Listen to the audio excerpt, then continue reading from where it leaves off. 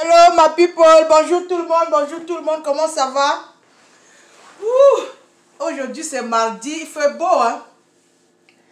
Un mardi ensoleillé. Je souhaite à tout le monde Happy Mother's Day, bonne fête des mères, c'était dimanche. Voici mon joli pot de fleurs que mon fils m'a offert pour le Mother's Day.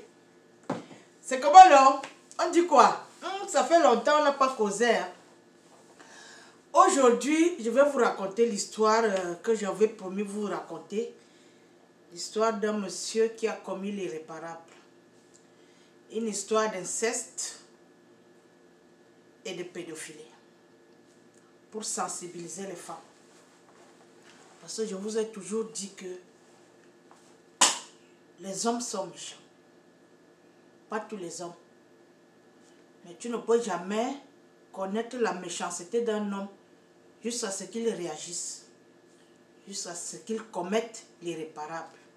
Donc, quand vous êtes avec des hommes, quand nous sommes avec des hommes, nous devons toujours être attentifs.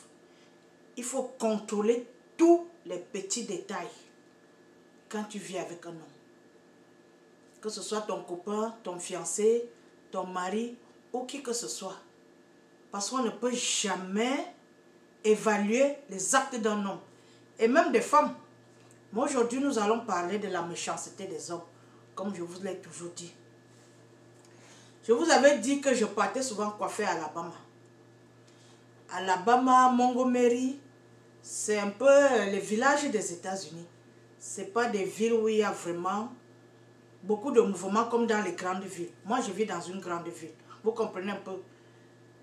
C'est des coins où les gens sont encore renfermés. Pas vraiment renfermés, mais ils ne sont pas évolués comme dans les grandes villes. New York, Washington, Atlanta. Il y a un homme qui a commis l'irréparable. Cet homme était marié à une femme. C'était un noir américain. Il était marié et ils avaient une fille. Ils vivaient dans la maison, une famille établie. L'homme partait au travail, la maman partait au travail, l'enfant partait à l'école. C'était une famille normale. Jusqu'à ce que la femme commence à prendre de la drogue. Elle avait sûrement les problèmes au boulot, à la maison, dans la famille. Parce que quand quelqu'un commence à prendre de la drogue, c'est pour essayer d'oublier ses problèmes ou je ne sais pas les issues qu'il a dans sa vie. Mais je peux vous dire, l'alcool ou la drogue, ça ne peut pas effacer les problèmes de ta vie. Quand tu es drogué ou alcoolisé, on dit ça comment? Alcoolisé, whatever. Quand ça prend son effet, c'est à ce moment-là que tu essaies d'oublier. Mais dès que cette drogue part, tes problèmes reviennent. Ce qui veut dire que tu vas te droguer toute la vie ou tu vas t'alcooliser toute la vie. Donc, ce n'est pas la peine de se noyer dans l'alcool ou la drogue parce qu'on va oublier certains issues. Ce n'est pas la peine. C'est peine perdue. Juste en passant. La femme s'est mise dans la drogue. Elle a commencé à battre la drogue, comment dire, à se battre avec la drogue. Parce que les gens qui se droguent là, ils veulent quitter la drogue, hein, mais ils n'ont pas moyen parce qu'ils sont déjà hooked. Hooked, c'est-à-dire ils sont déjà accros. C'est comme ça que la femme décide de partir au rehab. Rehab, c'est un centre de réhabilitation. C'est-à-dire on essaie d'extraire la drogue de toi, te soigner quoi.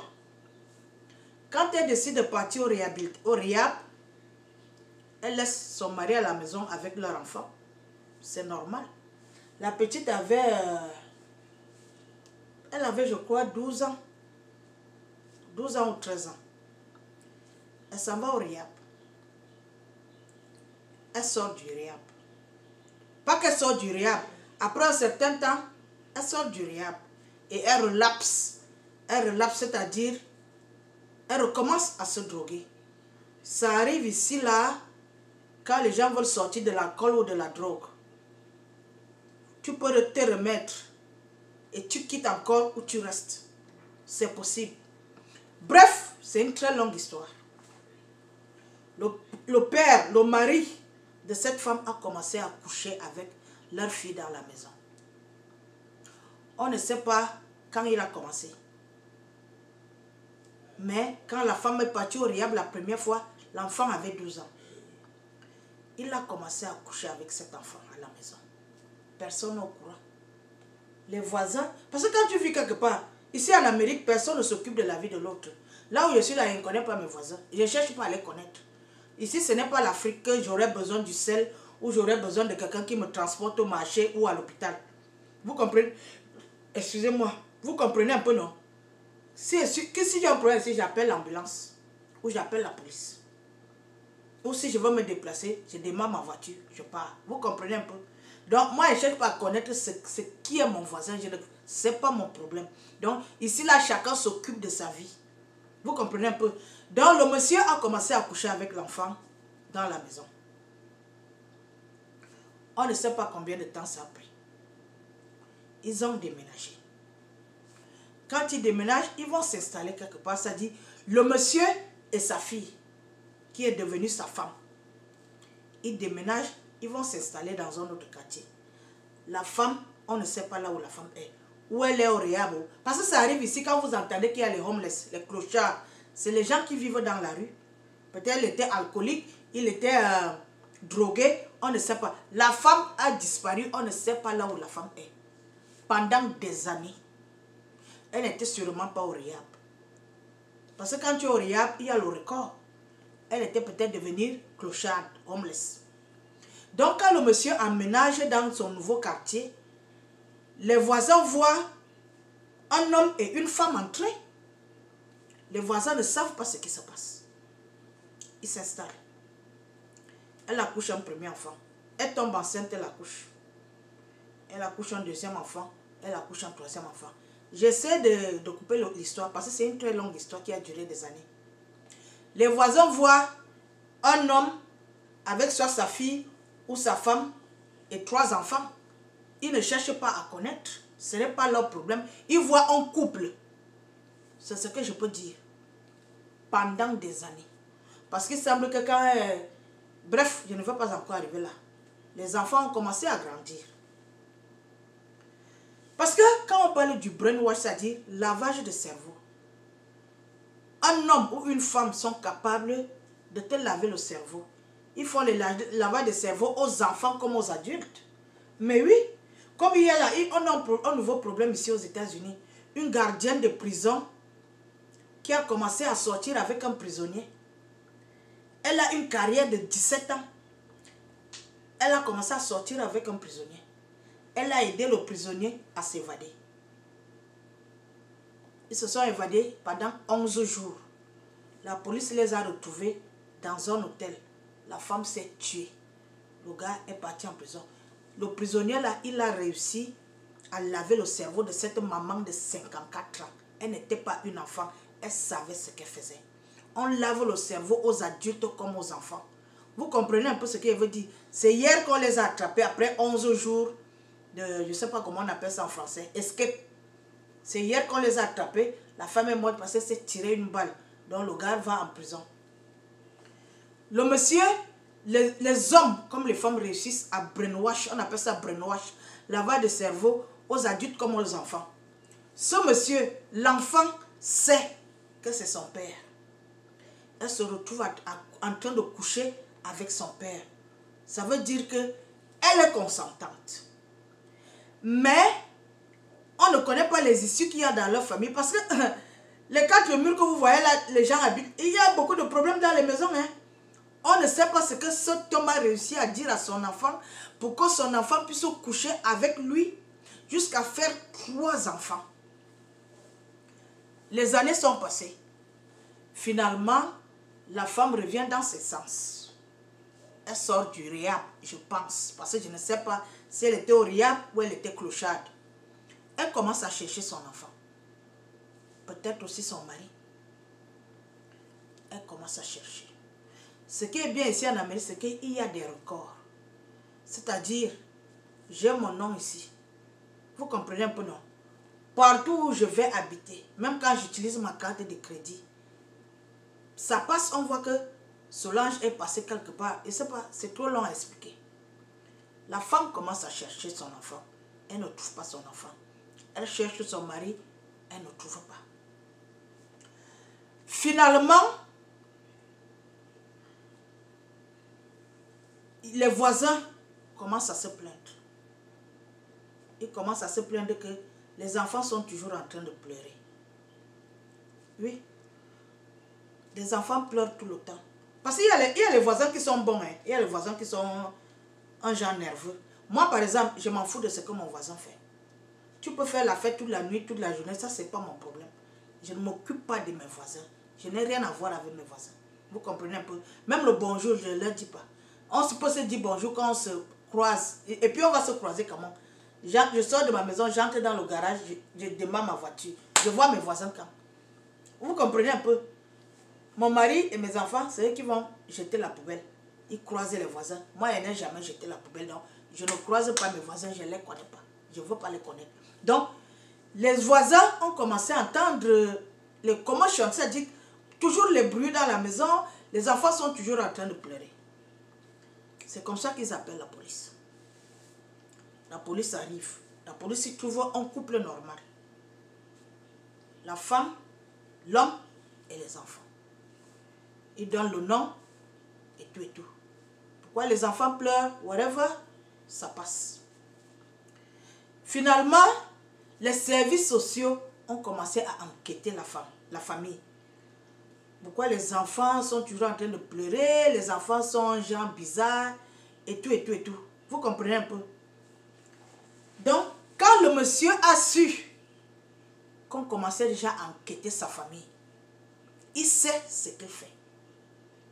Il sait ce qui se passe dans sa famille. La fille, peut-être elle veut qu'on enquête, ou je ne sais pas. C'est comme ça qu'un jour, les voisins étaient chez eux. Ils entendent les coups de feu. Un coup de feu, deux coups de feu. C'est comme ça que les voisins appellent la police. Que chez nos voisins là, on entend les coups de feu là-bas, il faut venir voir. Ici là, quand tu appelles la police, ça peut prendre 3 minutes, ça peut prendre 2 minutes, ça peut prendre 5 minutes, ça peut prendre 10 minutes. Ça dépend de la distance où la police se trouve. Parce qu'il y a un truc ici qu'on appelle dispatch. Ça dit, si je suis ici, j'appelle la police, c'est le 911.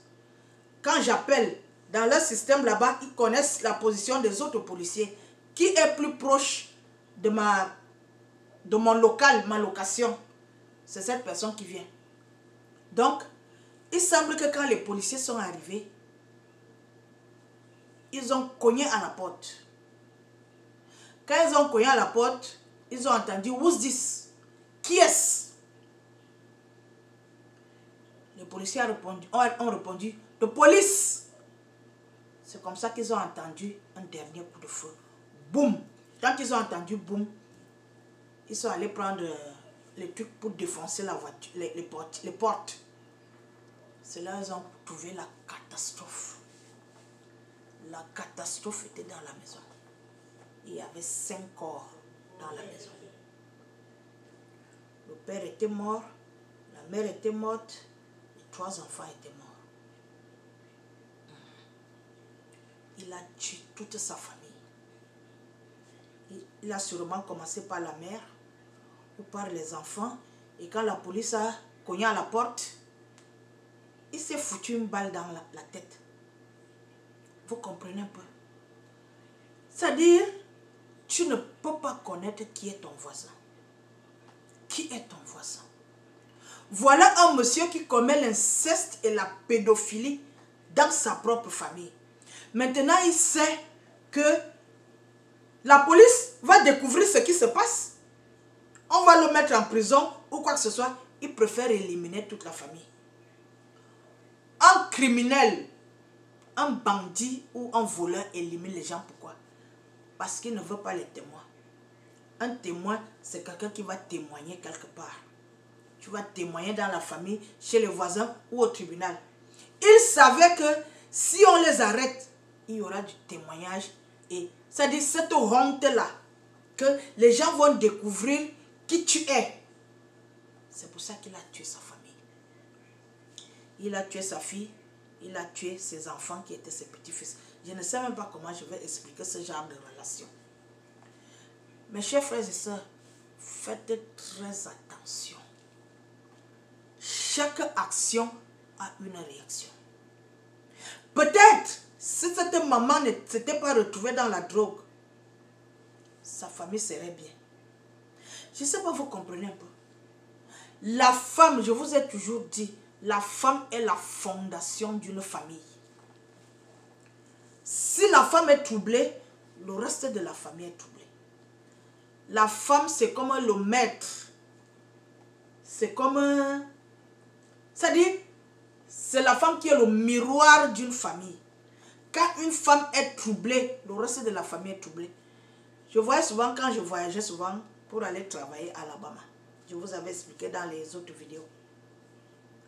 Quand je suis chez moi, ma maison est différente. Mais quand je voyage, je reviens, il y a beaucoup de choses qui ne sont pas dans leur place.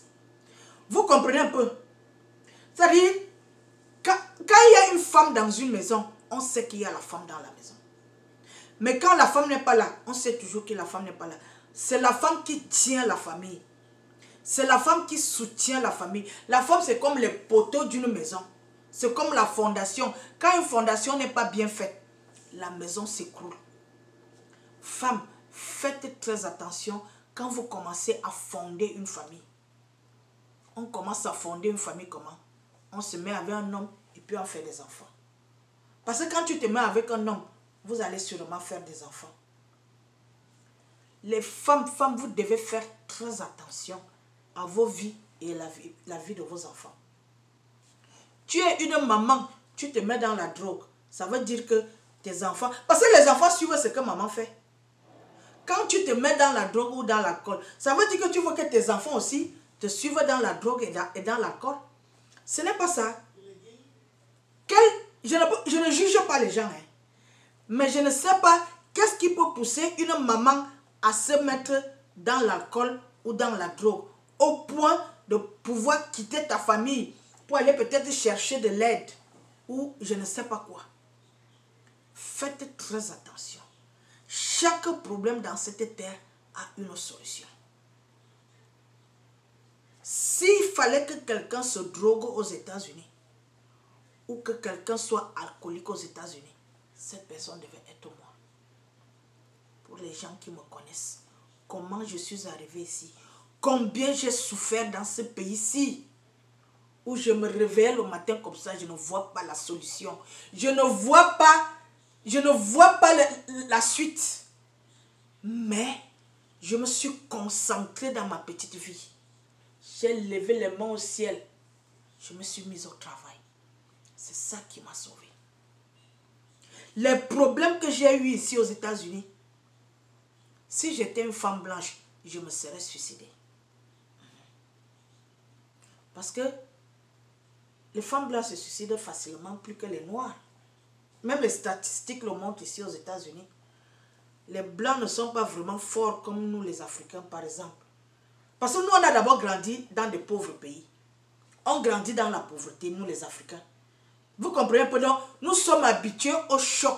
Nous sommes habitués à la douleur. Nous sommes habitués au dur labeur. Ce qui fait qu'il y a des problèmes qui ne peuvent vraiment pas m'ébranler. Qui peuvent entraîner une femme blanche au suicide. Vous comprenez un peu? La drogue, l'alcool ne sont pas une solution à des problèmes. Non.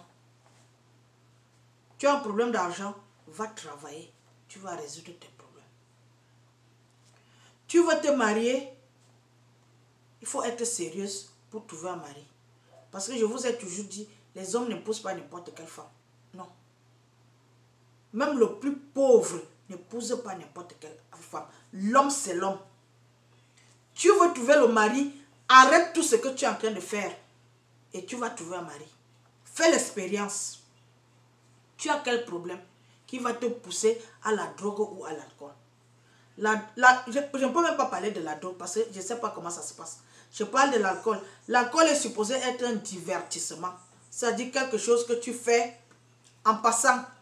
casual. On dit ça en anglais, casual, c'est-à-dire en passant. Mais quand tu commences à boire tous les jours, ça devient une routine. Tu es en train d'aller vers la dérive. Faites très attention de ne pas vous aller vers les dérives. L'alcool, la drogue et même les boîtes de nuit. Je ne comprends pas comment une femme va aller dans les boîtes de nuit tous les jours. Il y a les filles qui vont dans les boîtes de nuit tous les jours parce qu'elles disent qu'elles sont jeunes. Attention, vous allez vous habituer et c'est là où vous allez vous retrouver dans la drogue, l'alcool, la prostitution et tout ce qui va avec. Il faut faire très attention, je parle aux femmes. Vous devez faire attention à vos vies. Parce que la femme, c'est la mère de l'humanité. La femme, c'est le pilier d'une famille. Même dans une maison où il y a papa, maman, les frères et les sœurs, vous allez voir que ce sont les sœurs qui tiennent la famille. Ce sont elles qui font la cuisine, elles nourrissent leurs frères. Ce sont elles qui font le ménage, ce sont elles qui font ceci. La femme, une femme doit être correcte. Malgré les difficultés, tu dois pouvoir les surmonter. Il faut avoir un mental et des ambitions. Parce que quand tu es ambitieux, tu ne te livres pas à n'importe quoi. Parce que tu veux réaliser tes rêves. C'est ce qui m'est arrivé ici aux États-Unis. Avec tous les problèmes que j'ai eu ici. Pour ceux qui me connaissent. J'ai pensé à mes ambitions, à mes rêves. J'ai dit que non. Je ne vais pas faire n'importe quoi. Je dois réaliser mes rêves. Et aujourd'hui, je suis à une bonne place. Aujourd'hui, je suis même à un endroit que je n'avais même pas imaginé. Vous comprenez? Parce que je me suis concentrée dans ma vie. Si je m'étais lancée dans l'alcool ou dans la drogue, je ne serais pas assise là où je suis assise là. J'ai pensé à ma vie, j'ai pensé d'où je viens, j'ai pensé à toutes les personnes qui comptent sur moi. Je me suis dit, je ne vais pas décevoir les gens. Je ne vais pas me décevoir à moi-même. Je vais continuer à foncer jusqu'à ce que j'ai une vie que j'aime. Et c'est là où je suis. Une vie que tu aimes, tu ne vas pas forcément être milliardaire. Vous comprenez un peu? Mais que tu sois à un endroit où tu es happy, où tu es heureux. Faites attention. Parce que dans le pays ici, il y a beaucoup de problèmes ici aux États-Unis. Vous ne pouvez pas imaginer. Ne regardez pas seulement dans les films ou dans les réseaux sociaux. Ce qui se passe ici, vous ne pouvez pas imaginer. Il y a une épidémie de drogue dans le pays ici. Je dis bien une épidémie de drogue ici aux États-Unis.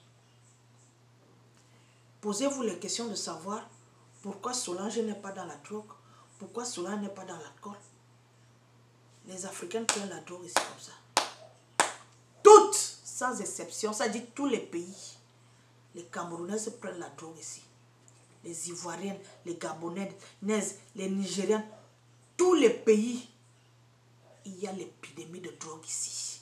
Le père prend la drogue, la mère prend la drogue, les enfants prennent la drogue. Parce qu'ils ont succombé à leurs problèmes. Vous comprenez un peu? Ils se sont laissés aller. Tout le monde a des problèmes. Mais c'est la façon que tu gères tes problèmes qui est le plus important. Vous comprenez un peu ce que je veux dire? Faites très attention de vous laisser aller. Les femmes sont dans la drogue en Amérique. Oui. Parce qu'elles ont des problèmes dans leur foyer. La majorité des cas, c'est ça. Ton mari infidèle, il te tape, il t'insulte, il te méprise, il te manque de respect, il n'est jamais à la maison. Tu te mets dans la drogue. C'est même le moment où tu dois te mettre debout et dire: je ne vais pas te laisser détruire ma vie. Parce que quand tu te mets dans la drogue, c'est là même qu'il va te quitter. Vous comprenez un peu ce que je veux dire? Ne succombez pas aux tentations. C'est ce que je veux vous dire. Vous devez être des femmes fortes. Parce que les problèmes, c'est partout. Tout le monde a les problèmes. Vous connaissez les problèmes que j'ai. Mais est-ce que je viens pleurnicher tous les jours pour dire j'ai tel ou tel problème? Je gère ça comme je peux. Tout le monde a des problèmes à son niveau. Mais c'est la façon que tu gères tes problèmes qui est très important. Tu ne peux pas être une maman et tu deviens alcoolique ou drogué. Je dis non. On va dire que... Parce qu'ici aux États-Unis, l'alcool et la drogue sont considérés comme une maladie. Vous comprenez un peu? Mais je me demande pourquoi tout le monde n'est pas alcoolique. Pourquoi tout le monde n'est pas drogué? Je ne juge pas quelqu'un. Moi, je parle à mon petit niveau. Vous comprenez un peu, non? Je ne juge pas quelqu'un. Bref, j'ai déjà beaucoup parlé. Je demande aux femmes d'être fortes. Malgré les difficultés que vous rencontrez dans la vie. Parce que vous allez rencontrer les difficultés tout le temps. Ce qui est sûr, c'est ça. La vie est un éternel combat. C'est quand tu meurs en terre que la bataille est finie. Tant que tu vis, tant que tu respires, tu vas rencontrer des difficultés. Les gens vont t'énerver. À la maison, au travail, dans les supermarchés, dans les magasins. Vous connaissez les problèmes que les gens ont. Il y a une cliente qui voulait bagarrer avec moi l'autre jour. Si elle avait le pistolet, elle allait tirer sur moi. Ou si j'avais le pistolet, j'allais tirer sur elle. Mais j'ai réussi à calmer la situation. Et c'est pas, vous comprenez un peu. Vous allez rencontrer les problèmes partout. Mais vous devez manager vos problèmes. C'est ça qui est le plus important. Ok, j'ai fini de raconter mon histoire. Faites très attention dans la vie. Protégez vos enfants. Protégez votre famille. Vous comprenez un peu? Ok, bon, je vous aime. Portez-vous bien. Bye bye.